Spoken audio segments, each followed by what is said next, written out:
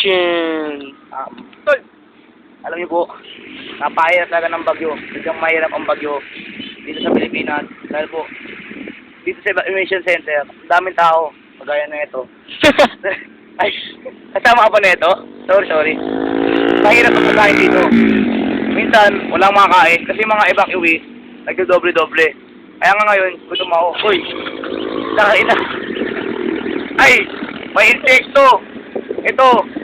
Ito nga pala po pala, ito tawag ng, ano nga ba yung taas mo?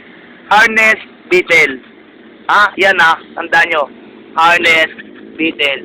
At, karaniwan din po itong, tawag na, musiking.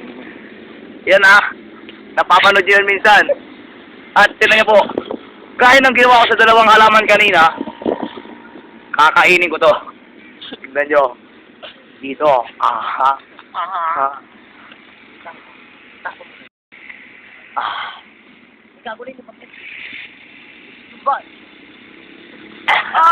Dito. Teka lang.